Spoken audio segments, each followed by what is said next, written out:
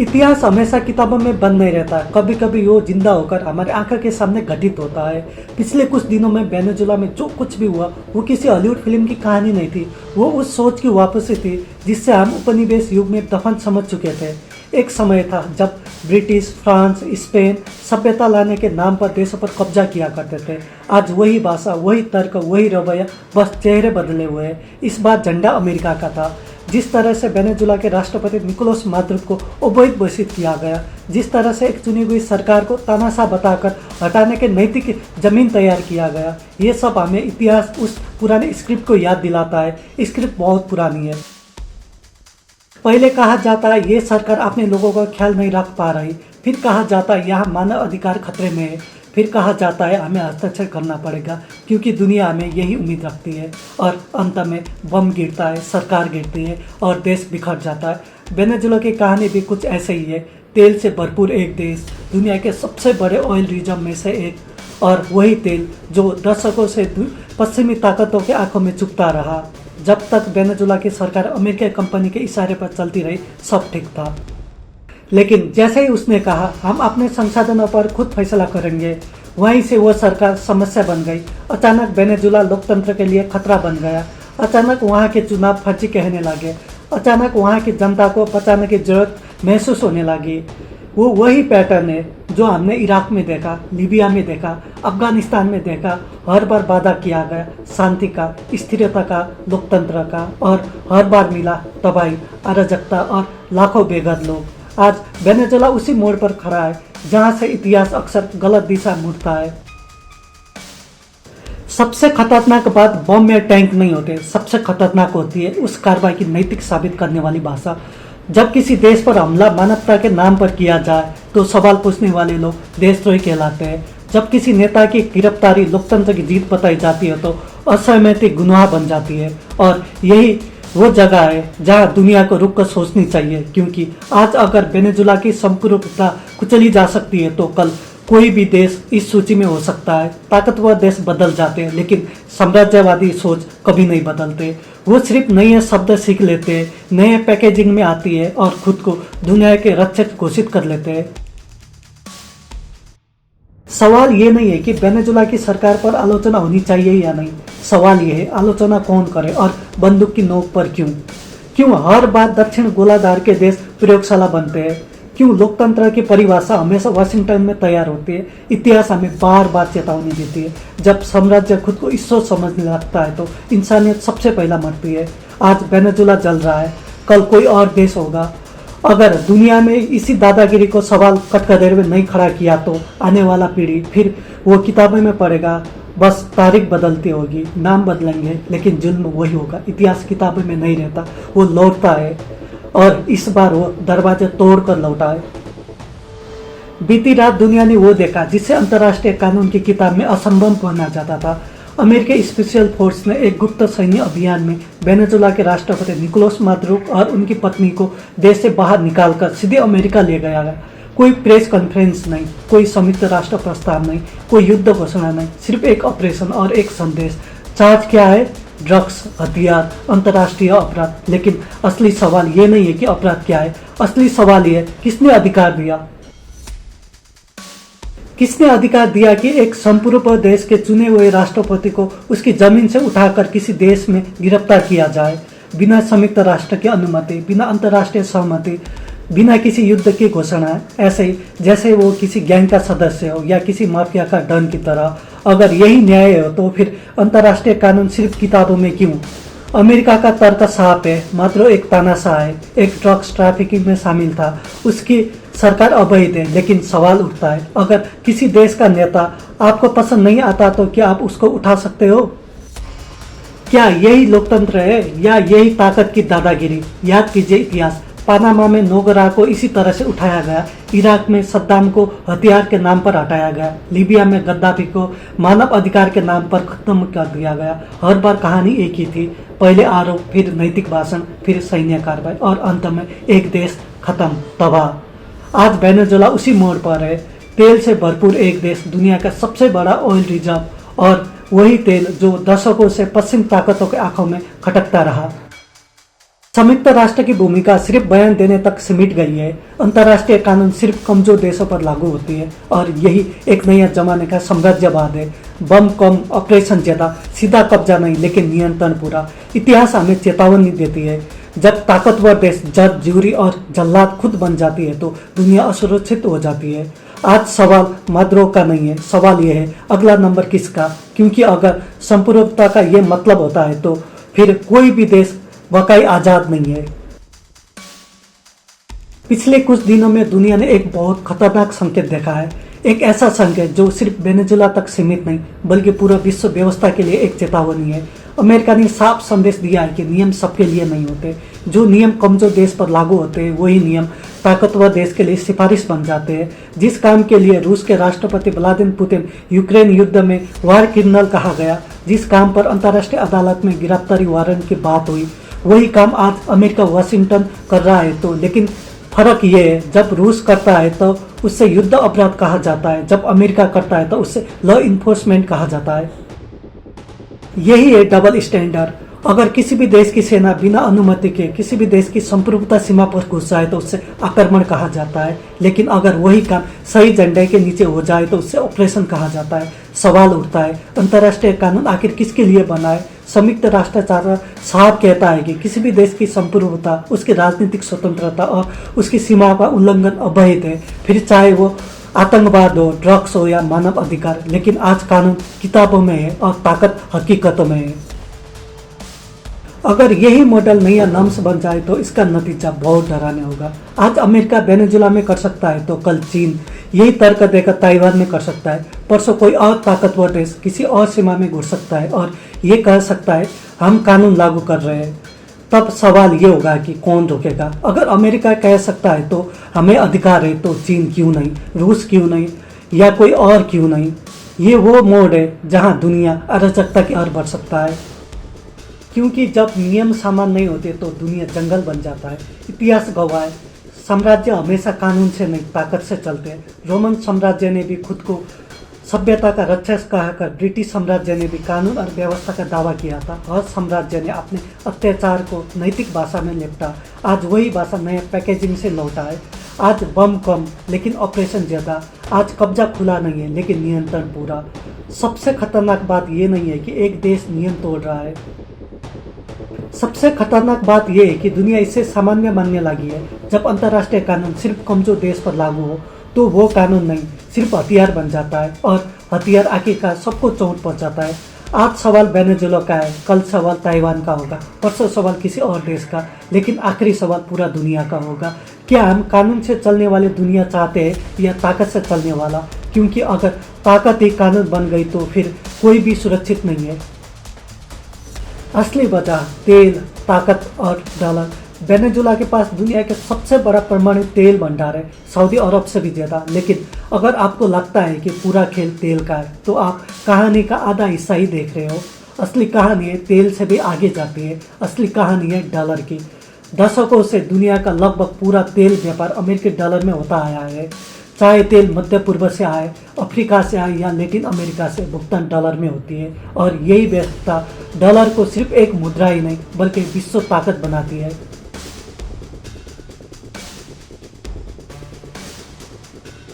इससे कहते हैं पेट्रो डॉलर सिस्टम। इस सिस्टम का मतलब साफ है, दुनिया को तेल चाहिए तो पहला डॉलर चाहिए, और जब पूरी दुनिया डॉलर जमा करती है तो अमेरिका बिना मेहनत सबसे ताकतवर अर्थव्यवस्था बना रहता है। यही वजह है कि अमेरिका अपने घाटे को भी ताकत में बदल पाता है। लेकिन इस सिस्टम की एक कमजोरी है, अगर कोई देश कह दे कि हम डॉलर में व्यापार नहीं करेंगे तो वह सिर्फ आर्थिक फैसला नहीं लेता, वो सीधा चुनौती देता है अमेरिका सत्ता को। वेनेजुला ने यही किया, तेल बेचने के लिए डॉलर की बजाय युआन, रूबेल और वैकल्पिक करेंसी सिस्टम की बात की। चीन, रूस और ईरान के साथ नॉन डॉलर ट्रेड शुरू किया और यहीं से वेनेजुला समस्या बन गया। अचानक वहाँ की सरकार तानाशाह कहने लगी, अचानक वहाँ के चुनाव अवैध कहने जाने लगे, अचानक वहाँ मानव अधिकार याद आने लगे। ये कोई संयोग नहीं, इतिहास गवाह। इराक ने कहा हम तेल यूरो में बेचेंगे, तो कुछ साल बाद उस पर हमला हुआ। लीबिया ने अफ्रीका देशों के लिए सोने पर आधारित मुद्रे की बात की, गद्दाफी को हटाया दिया गया। ईरान ने डॉलर सिस्टम से बाहर निकलने की कोशिश की, उस पर कड़े प्रतिबंध लगाए गए। हर बार कहानी अलग लगती है, लेकिन पैटर्न एक ही है, डॉलर से बाहर निकलना और संकट शुरू। इसलिए वेनेजुला की लड़ाई सिर्फ बुजुर्गों की लड़ाई नहीं है, ये लड़ाई है एक व्यवस्था के खिलाफ, एक ऐसा व्यवस्था जहां मुद्रा हथियार बन चुका है।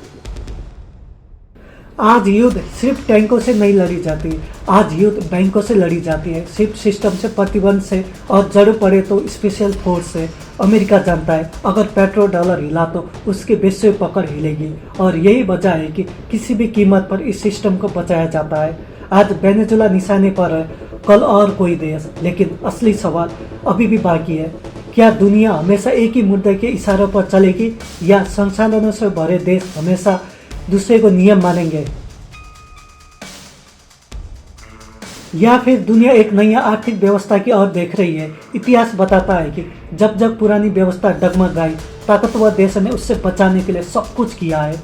आज वही दौर फिर से लौट आया, तेल सामने है, डॉलर बीच में, और ताकत फैसला कर रही है। और इसी लड़ाई में सवाल सिर्फ ये नहीं है कि वेनेजुला जीतेगा या हारेगा, सवाल यह है क्या डॉलर से चलने वाली दुनिया हमेशा चलती रहेगी, या फिर इतिहास एक नया मोड़ लेने वाला है।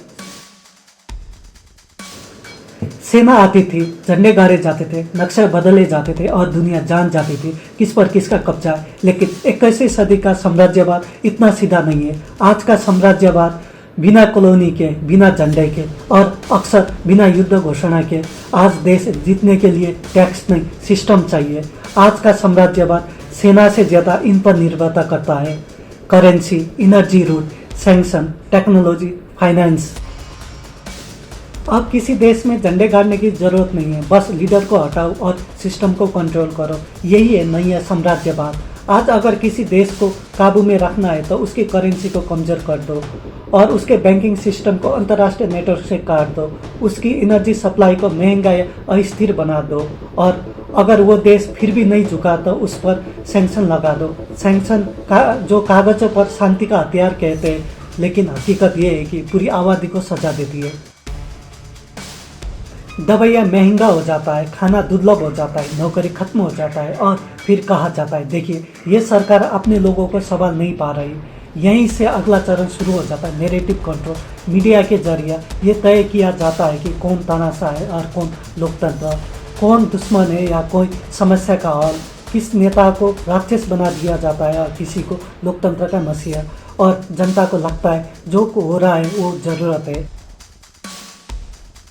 आज टेक्नोलॉजी साम्राज्यवाद का सबसे ताकतवर हथियार बन चुका है। डेटा किसके पास है, सर्वर कहाँ है, सोशल मीडिया एल्गोरिदम कौन तय करता है। अगर आप डिजिटल सिस्टम पर निर्भर है तो आप आधे से ज़्यादा कंट्रोल में हो। आज युद्ध सीमा पर नहीं, नेटवर्क पर लड़ा जाता है। Banking network, satellite network, internet infrastructure, और यही वजह है कि आज युद्ध अघोषित होता है, कोई कहता नहीं हम हमला कर रहे हैं। सब कहते हैं हम नियम लागू कर रहे हैं, यही नया शब्द लॉ इन्फोर्समेंट। लेकिन सवाल वही पुराना, नियम किसके और किस पर। आज अंतर्राष्ट्रीय संस्था, न्यायाधीश कम और औजार ज़्यादा बनते जा रहे हैं। कानून मौजूद है लेकिन लागू चुनिंदा देशों पर होता है। ताकतवर देश गलत करे तो उससे रणनीतिक मजबूरी कहती है, कमजोर देशों पर अंतर्राष्ट्रीय अपराध। यही असमानता इस व्यवस्था की सबसे बड़ा दरार है, क्योंकि जब साम्राज्यवाद दिखाई देना बंद कर देती है तो उसके खिलाफ लड़ना मुश्किल हो जाता है। लोग कहते हैं कब्जा कहाँ है, झंडा कहाँ है, सेना कहाँ है, और असली कब्जा सिस्टम के अंदर है, शांत बैठा है। आज दुनिया एक ऐसे मोड़ पर खड़ी है जहाँ आज़ादी का मतलब सिर्फ सीमा नहीं होती। आज आज़ादी का मतलब होती है आर्थिक स्वतंत्रता, डिजिटल नियंत्रण, एनर्जी पर अधिकार और निर्णय लेने की क्षमता। जो देश इन चारों में स्वतंत्र नहीं है वो कागज पर आज़ाद है, हकीकत में नहीं। यही है नया साम्राज्यवाद की सच्चाई, बिना कॉलोनी, बिना झंडे, लेकिन पूरा कंट्रोल के साथ। और इतिहास गवाह है, जब भी साम्राज्यवाद अपने रूप में बदलती है तो दुनिया उसे पहचानने में देरी कर देती है। सवाल यह है क्या इस बार भी हम देरी कर देंगे या फिर इसके अदृश्य साम्राज्यवाद को समझकर उस पर सवाल उठाएंगे। क्योंकि आज लड़ाई सीमा की नहीं है, आज लड़ाई है सिस्टम की। सबसे खतरनाक पहलू क्या है? सबसे डरावनी बात यह नहीं है कि निकोलस मादुरो को हटाया गया। इतिहास में नेताओं को हटाया जाना कोई नई बात नहीं है। सबसे खतरनाक बात यह है कि इस घटना को नॉर्मल बनाया दिया गया। कोई आपस बैठक नहीं, कोई वैश्विक हंगामा नहीं, कोई स्पष्ट लाल रेखा नहीं। बस कुछ बयान, कुछ सफाई है और फिर दुनिया अगली खबर की तरफ बढ़ गई। ये असली खतरा है, क्योंकि जब असाधारण घटना सामान्य लगने लगती है तो समझ लीजिए रेड लाइन मिट चुकी है। आज वेनेजुला, कल क्यूबा, परसों ईरान, और कौन जानता है कि कभी कोई एशिया देश आज जो चीज़ आपदा कही जा रही है कल वही मॉडल बन जाएगी। और यही मॉडल कहेगी अगर कोई देश हमारी शर्त पर नहीं चलता तो उसके लीडर को हम हटाएंगे, उठाएंगे, बिना युद्ध, बिना अनुमति, बिना जवाबदेही। यही वो पल है जहां अंतर्राष्ट्रीय व्यवस्था टूटने लगती है, क्योंकि व्यवस्था कानून से नहीं परंपरा से भी चलती है। जब तक सब मानते हैं कि ये नहीं हो सकता तब तक दुनिया सुरक्षित है। लेकिन जिस दिन ये कहने लगे कि ये हो सकता है, ये जरूरी था, ये मजबूरी थी, उस दिन हर देश असुरक्षित हो सकता है। आज छोटा और कमजोर देश को देखकर लग सकता है कि ये हमारा मामला नहीं है, लेकिन इतिहास बताता है कि आग पहले परिधि से शुरू होता है और फिर केंद्र की तरफ बढ़ता है। आज अगर वेनेजुला की संपूर्णता सवालों के घेरे में है तो कल किसी और की होगी। आज अगर संयुक्त राष्ट्र सिर्फ एक दर्शक है तो कल वो अप्रासंगिक हो सकता है। और कोई वैश्विक मध्यस्थता नहीं बचता तो दुनिया ताकतों के नियम से चलता है, और ताकत का नियम साफ है, जो मजबूत है वही सही है। ये वही दुनिया है जिससे बचाने के लिए द्वितीय विश्व युद्ध के बाद अंतर्राष्ट्रीय कानून बनाए गए थे, लेकिन आज वही कानून को कमजोर बताया जा रहा है, धीमा बताया जा रहा है और अप्रभावित बताया जा रहा है। और उनकी जगह तुरंत कार्रवाई, ताकतवर फैसले और एक तरफ न्याय लिया जा रहा है। लेकिन इतिहास की एक सच्चाई है कि जब न्याय एक तरफ हो जाता है तो वो न्याय नहीं रहता, वो डर बन जाता है। आज दुनिया डर के संतुलन पर खड़ी है, एक ऐसा संतुलन जो किसी दिन एक गलत फैसले से टूट सकती है। और जब वो टूटता है तो कीमत सिर्फ नेताओं को नहीं होती, कीमत चुकानी पड़ती है आम जनता को, गरीब देश को और अंत में पूरा मानवता को। इसलिए सवाल मदुरो को नहीं है, सवाल ये है कि क्या हम एक ऐसी दुनिया चाहते हैं जहां रेड लाइन मिट चुकी है,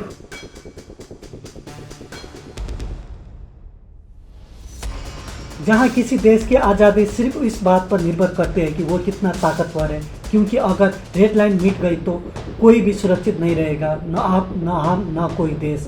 इतिहास फिर लौटेगा, लेकिन इस बार वो चेतावनी बनकर नहीं, सजा बनकर आएगा। और तब कहने का मौका भी नहीं बचेगा हमें पता नहीं था, क्योंकि इस बार सब कुछ सबकी आंखों के सामने हो रही है। भारत कहाँ खड़ा है जब दुनिया धीरे धीरे दो ध्रुवों में बढ़ती जा रही है, जब नियम टूट रहे हैं और ताकत खुलकर सामने आ रही है, तब सवाल उठता है भारत कहाँ खड़ा है। अब तक भारत ने कोई साफ, स्पष्ट और निर्भीक स्टैंड नहीं लिया है, कोई खुला समर्थन नहीं, कोई खुला विरोध नहीं, बस संतुलन की भाषा, कूटनीतिक चुप्पी और सावधानी भरे शब्द। शायद डर है, अगर अमेरिका नाराज हुआ तो टैरिफ बढ़ गया तो, अगर पश्चिमी नाखुश हुआ तो ट्रेड पर असर पड़ेगा।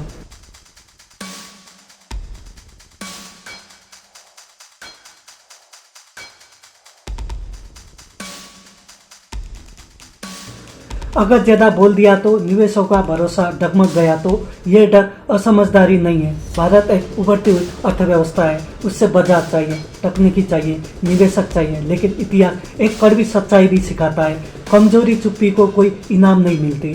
जो देश सिर्फ इंतजार करता है उसके लिए निर्णय कोई और लेता है। आज दुनिया में सम्मान कानून से नहीं मिलता, सम्मान नैतिक भाषा से ही मिलती है, सम्मान ताकत से मिलता है। और ताकत सिर्फ सैन्य से नहीं होती, ताकत होती है स्पष्ट स्टैंड लेने की, रेड लाइन खींचने की और ना कहने की क्षमता। चीन ने ये बात समझ ली है, वो दुनिया को पसंद आए ना पसंद आए, लेकिन वो चुप नहीं रहता, वो अपने हितों पर समझौता नहीं करता। रूस ने ये बात समझ ली है, पश्चिमी दबाव, प्रतिबंध, अलगाव, सबके बावजूद वो अपनी रणनीति खुद तैयार करता है। और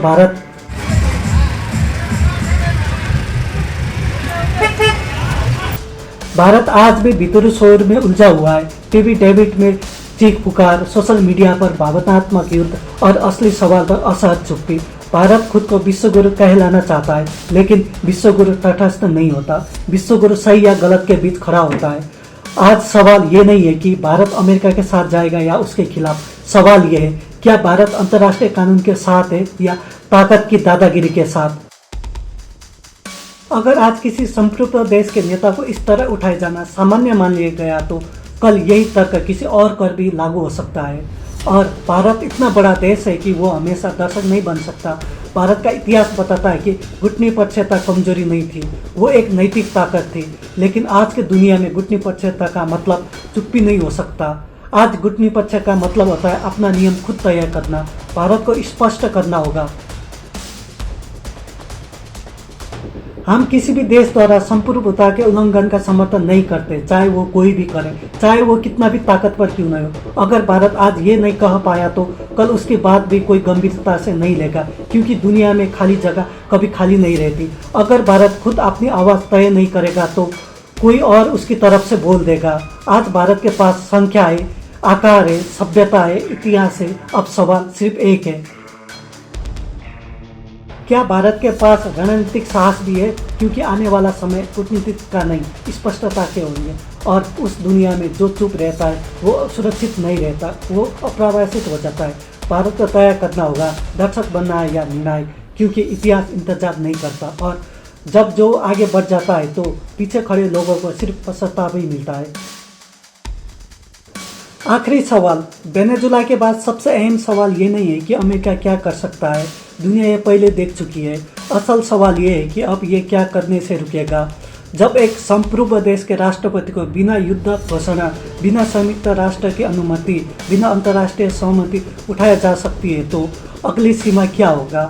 अगर ये लॉ इन्फोर्समेंट है तो कल ये किसी और के दरवाजे पर दस्तक देगा, किसी और राष्ट्रपति के, किसी और राजधानी के और किसी और महाद्वीप के।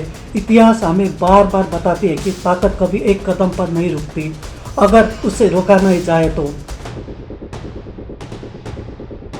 वो हर बार एक कदम और आगे बढ़ता है। आज वेनेजुला एक टेस्ट केस है, एक प्रयोग, दुनिया को परखने का प्रयोग। कितना विरोध होगा, कितना आवाज़ उठेगा, कौन बोलेगा, कौन चुप रहेगा, और जवाब डरने वाला है। दुनिया ज़्यादातर चुप है, कुछ देश बयान दे रहे हैं, कुछ चिंता जता रहे हैं, लेकिन कोई रेड लाइन नहीं खींच रहे। अगर जब रेड लाइन कोई नहीं खींचता तो वो धीरे धीरे मिट जाता है।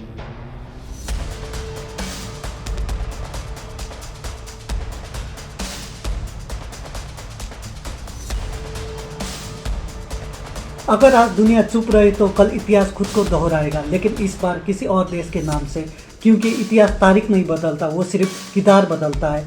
आज अगर संप्रभुता का उल्लंघन सामान्य बना दिया गया तो कल सीमाएं सिर्फ नक्शे में रहेंगे। आज अगर ताकत को न्याय मान लिया गया तो कल न्याय शब्दकोश से मिट जाएगा। सबसे खतरनाक बात युद्ध नहीं होती, सबसे खतरनाक बात होती है युद्ध का सामान्य हो जाना। जब लोग कहने लगे ऐसा तो होता ही रहता है, जब मीडिया कहा ये जरूरी था, जब सरकार कहे हमें कुछ नहीं कर सकते, यहीं से सभ्यता पीछे छूट जाता है, यहीं से अराजकता शुरू होता है। द्वितीय विश्व युद्ध के बाद दुनिया ने एक सबक सीखा था कि ताकत को कानून के आधार पर रखना होगा, कि कोई भी देश जज, ज्यूरी और जल्लाद खुद नहीं बन सकता। आज वही सबक फिर से परीक्षा में है। और इस बार परीक्षा सिर्फ अमेरिका का नहीं है, ये परीक्षा है यूरोप की, एशिया की, अफ्रीका की, लैटिन अमेरिका की और हाँ, भारत की भी। क्योंकि जो देश आज चुप रहता है वो कल अपनी बारी का इंतजार करता है। अब सवाल मादुरो का नहीं है, वेनेजुला का नहीं है, अब सवाल है क्या दुनिया कानून से चलेगी या ताकत से? क्या अंतर्राष्ट्रीय व्यवस्था कागज पर ही रहेगा या जमीन पर भी देखेगा? क्या हम इतिहास से सीखेंगे या फिर उससे दोहरा देंगे? क्योंकि इतिहास कभी अचानक नहीं लौटता, वो पहले चेतावनी देता है, फिर संकेत देता है, और जब कोई नहीं सुनता तो दरवाज़ा तोड़ के आता है। आज चेतावनी साफ है, संकेत भी साफ है। अब सवाल सिर्फ एक है, क्या दुनिया जागेगी? क्योंकि अगर आज हम नहीं जागे तो कल इतिहास हमें जगाएगा, और तब बहुत देर हो चुकी होगी। उम्मीद करता हूँ आपको ये वीडियो पसंद आया होगा। अगर वीडियो अच्छी लगी हो तो लाइक ज़रूर करें, चैनल को सब्सक्राइब करें और वीडियो को अपने दोस्त के साथ शेयर करें। मिलते हैं अगले वीडियो में, तब तक के लिए धन्यवाद। जय हिंद।